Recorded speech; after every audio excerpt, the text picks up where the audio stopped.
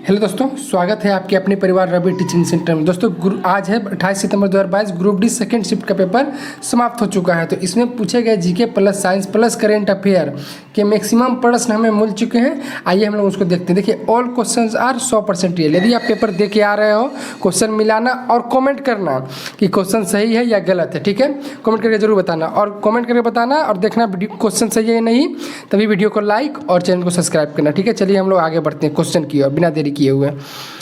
पहला क्वेश्चन क्या पूछा गया था, देखिए पहला क्वेश्चन पूछा गया था एक क्वेश्चन कि गेहूं के लिए 2022 में किस राज्य को अवार्ड दिया गया। गेहूं के लिए 2022 में किस राज्य को अवार्ड दिया गया है? तो बिहार को 5वीं बार कृषि कर्मण पुरस्कार मिला है।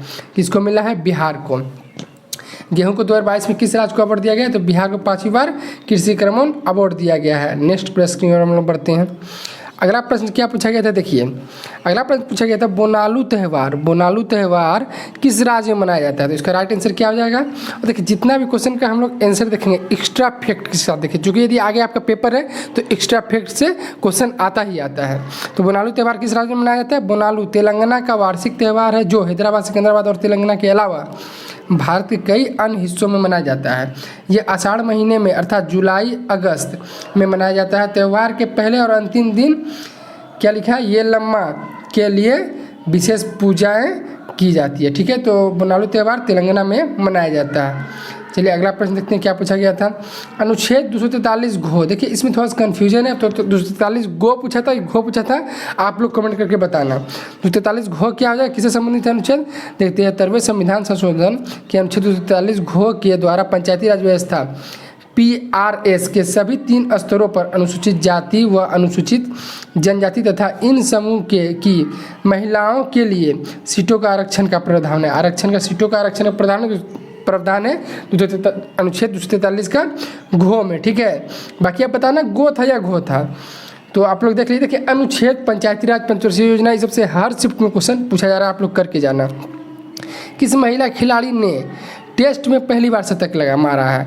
तो आप लोग जानते हैं भली भांति मिताली राज। किस महिला खिलाड़ी ने टेस्ट में पहली बार शतक मारा है? तो मिताली राज का राइट आंसर हो जाएगा। अगला प्रश्न क्या पूछा गया था, देखिए अगला प्रश्न एक था गोदावरी नदी का उद्गम स्थल। किसका उद्गम स्थल? देखिए नदी भी एक क्वेश्चन, नदी का एक क्वेश्चन हर शिफ्ट में रहता है। गोदावरी नदी का उद्गम स्थल, तो देखिए इसकी उत्पत्ति पश्चिमी घाट में तयबक पहाड़ी से हुई है। ठीक है, यह महाराष्ट्र में नासिक जिले से निकलती है। इसकी लंबाई प्रायः 1465 किलोमीटर है। इस नदी का पाट बहुत बड़ा है। तो आप लोग जाने गोदावरी नदी का उद्गम स्थल कहाँ है? तयबक पहाड़ी से होता हुआ, ठीक है, महाराष्ट्र के नासिक जिले से निकलती है। ठीक है, इसका लंबाई 1465 किलोमीटर है। अगला प्रश्न देखते हैं। देखिए एक्स्ट्रा फैक्ट से देखने के बाद क्या फ़ायदा मिलता है? यदि आगे शिफ्ट में आपको पूछ दे गोदावरी नदी का मतलब कितना किलोमीटर लंबा है, तो आप लोग बता पाइएगा कि 1465 किलोमीटर लंबा है। एक्स्ट्रा फैक्ट से देखने के बाद यही फायदा होता है। अगला प्रश्न देखते हैं क्या पूछा गया था। बुंदेलखंड और बुंदेलखंड, देखिए बुंदेलखंड और एक था बघेलखंड शायद था, आप लोग बताना कैसा था, किस क्षेत्र के अंतर्गत आता है। देखिए चूँकि एग्जाम देखिए स्टूडेंट आते हैं तो क्वेश्चन बड़ा बड़ा रहता है, तो थोड़ा बताने में दिक्कत होता है। ठीक है, उनको देखिए बुंदेलखंड मध्य भारत का एक प्राचीन क्षेत्र है। इसका प्राचीन नाम जेजाक भुक्ति है। इसका विस्तार उत्तर प्रदेश तथा मध्य प्रदेश में है। ठीक है, चलिए अगला प्रश्न की ओर हम लोग बढ़ते हैं। अगला प्रश्न पूछा गया था रक्त का थक्का किससे बनता है? रक्त का थक्का किससे बनता है? तो क्या हो जाएगा इसका राइट आंसर?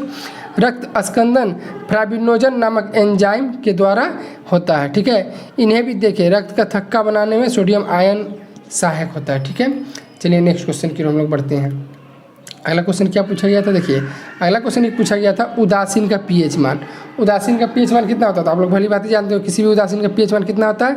7 होता है। 7 से कम को क्या बोलते हैं? अम्ल बोलते हैं। और 7 से अधिक को क्या बोलते हैं हम लोग? 7 से अधिक को क्षार बोलते हैं। ठीक है, उदासीन 7 में होता है। एक क्वेश्चन क्या पूछा गया था, देखिए एक क्वेश्चन पूछा था भारत की अखंडता किस तरह जुड़ी हुई है। देखिए इसका 4 ऑप्शन दिया हुआ था। देखिए चूँकि क्वेश्चन और ऑप्शन थोड़ा मतलब कैलकुलेटिव रहता है तो स्टूडेंट बढ़िया से नहीं बता पाते हैं। तो भारत की अखंडता किस तरह जुड़ी हुई, 4 ऑप्शन दिया हुआ था, उसको छांटना था। और हर शिफ्ट में ऐसा क्वेश्चन पूछ रहा है, मतलब अब क्या कर रहा है क्वेश्चन में डायरेक्ट वन लाइनर क्वेश्चन नहीं पूछ रहा है, क्वेश्चन दे देगा, 4 ऑप्शन में आपको छांटना है। इसका आंसर बताइएगा आप लोग, क्या था क्वेश्चन और आंसर क्या होना चाहिए। और देखिए एक क्वेश्चन क्या पूछा था, राष्ट्रीय खेल नीति 2022 में कौन से खेल को नहीं जोड़ा गया? ये भी अच्छा से क्वेश्चन, मतलब 4, इसमें भी 4 ऑप्शन दिया हुआ था, ऑप्शन स्टूडेंट नहीं बता पाए तो थोड़ा सा मुश्किल हुआ आंसर बताने में। राष्ट्रीय खेल नीति 2022 में कौन से खेल को नहीं जोड़ा गया है? राष्ट्रीय खेल नीति 2022 में कौन सा खेल को नहीं जोड़ा गया है? तो आप लोग देख लीजिए इसका आंसर।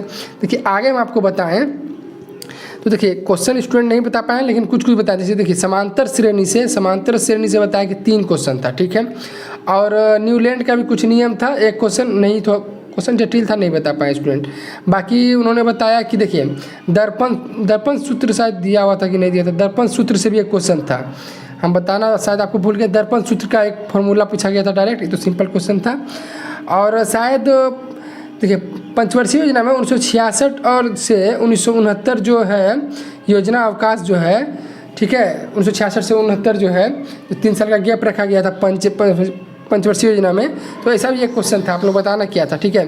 बाकी यदि मेहनत पसंद आया हो, वीडियो पसंद आया हो और क्वेश्चन 100% रियल हो, तभी वीडियो को लाइक और चैनल को सब्सक्राइब और वीडियो को शेयर करना, वरना मत करना। चलिए वीडियो पसंद आया तो वीडियो को लाइक करना। मिलेंगे नेक्स्ट वीडियो में, तब तक के लिए जय हिंद, जय भारत, वंदे मातरम।